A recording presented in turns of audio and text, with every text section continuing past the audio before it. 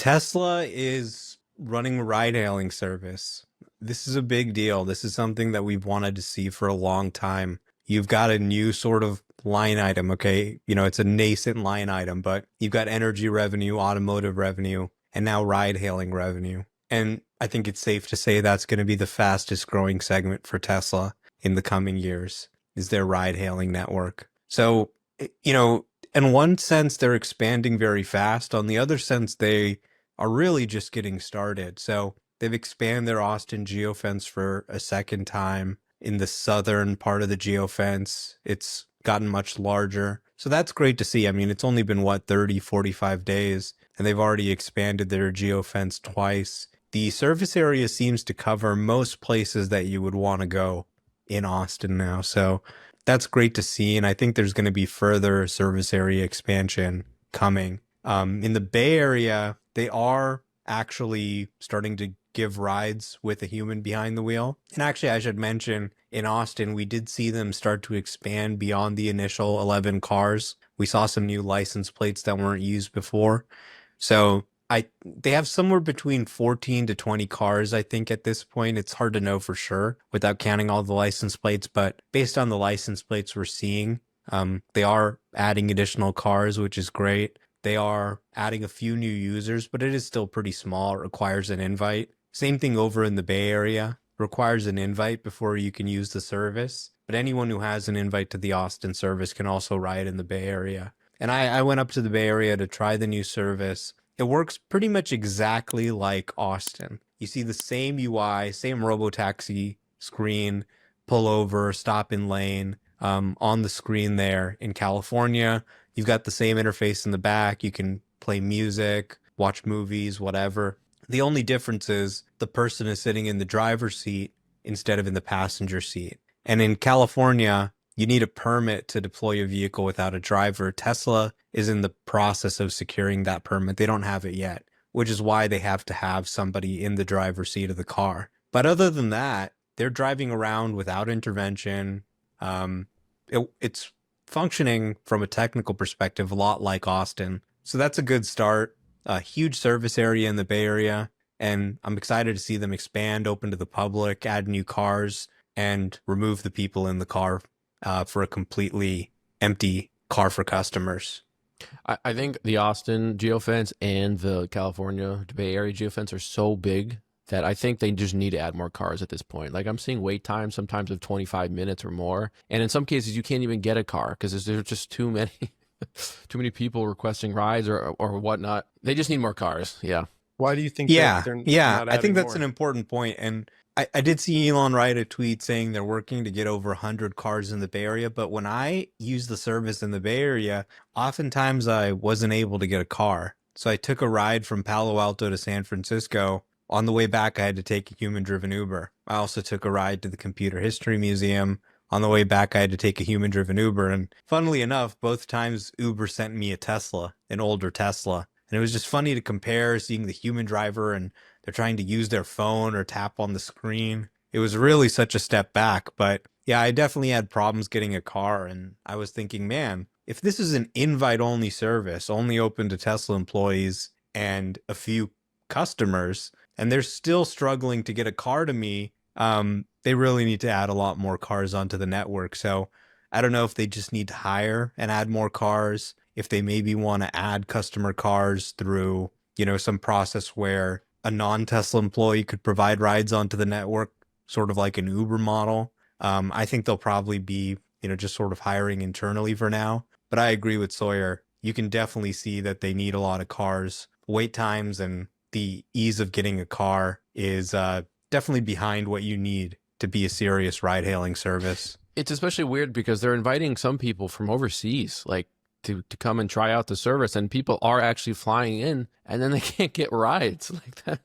That's no fun. So they need to, because the geofence is so big now, they do need just add more cars. What's the holdup here? I mean, I thought the whole idea was that, hey, we have these cars rolling off the line ready to go. I mean, there's nothing from an operational perspective that stops them from adding additional cars. I think it's really just about safety, making sure that the software is perfect before, multiplying the fleet. if I have a fleet that's, let's say 5 times bigger or 10 times bigger, the chance of a crash also increases by 5x to 10x. So you want to make sure that probability is extremely, extremely low before you 10x the fleet and maintain the same low probability of an incident.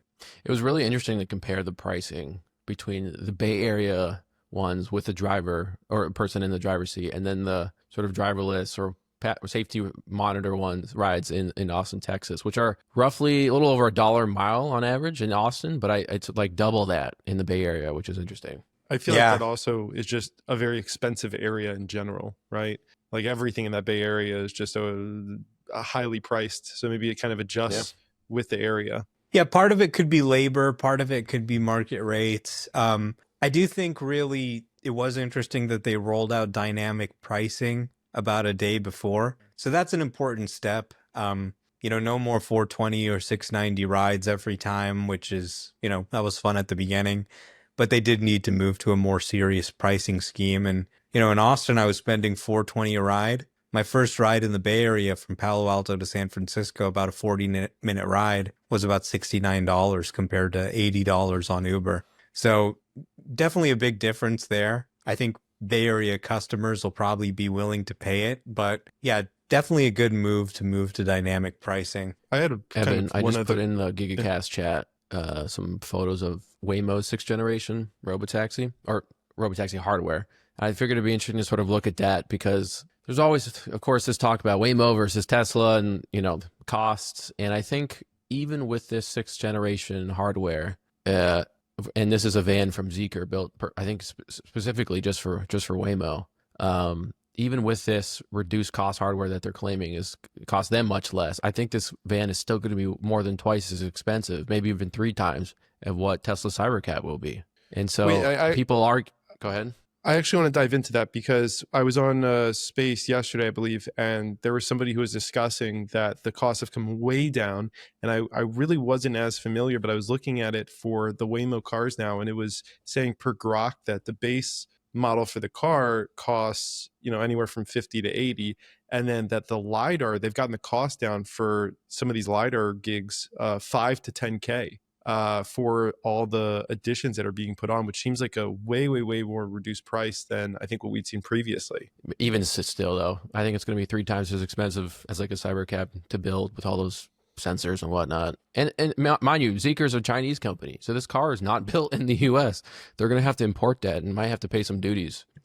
Not just some duties. They're going to have to pay 100% tariff on this car. So, the Jaguar I-Pace was about a $70,000 car. This Zeekr van is about a $40,000 vehicle before the sensors and everything. That was supposed to be a big cost savings for them, but the tariffs have kind of taken it right back up to Jaguar I-Pace range. Yep. And I think all those sensors are added in Arizona. So that part will be kind of added into the US, but importing the vehicle, I mean, the challenge here really is, okay, can these guys get an additional 100,000 cars out onto the road? First, you need to import the vehicle from China. You need to send it to Mesa, Arizona. You need to take the vehicle apart, add the sensors back in. It's actually a slightly different sensor suite than the current Waymo vehicles. If you look at the current Waymo vehicles, they've got a LiDAR in the rear. That's been removed. It's been replaced with those side LiDARs that you see.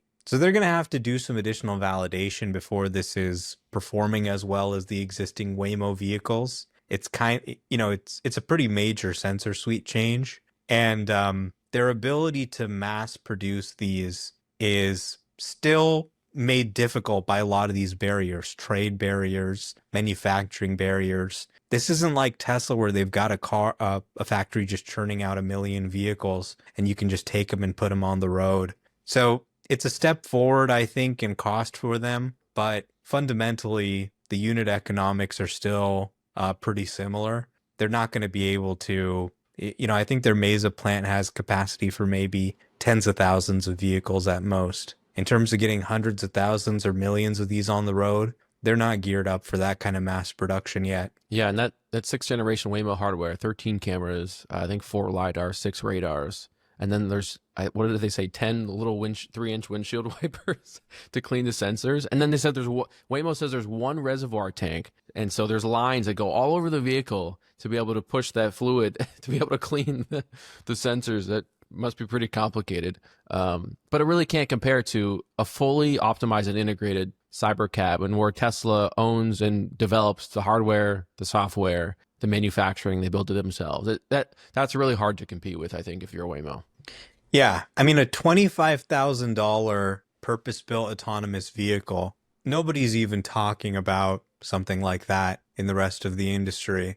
I mean, it's hard to even just find an EV for $25,000, let alone an EV with the sensor suite needed for autonomy. So Tesla is actually mass producing these, and they're at a cost level that is, I mean, they can build 3 or 4 cars, 3 or 4 cybercabs for the same cost that it's going to take to build one of these Waymo Z-Crew vehicles. We hope you enjoyed this Gigacast clip. Of course, if you want to check out the full episode, we have that right up here in the corner, the latest video. In addition with that, make sure that you're subscribed to this channel for more amazing Tesla and Elon Musk content coming from the greatest minds in the space, Omar and Sawyer. Thank you. Big thank you to Jacob Hilton for clipping up this video. He puts out a ton of Tesla content as well. The link to his YouTube is in the description. Appreciate y'all tuning in. We'll see you on the next one.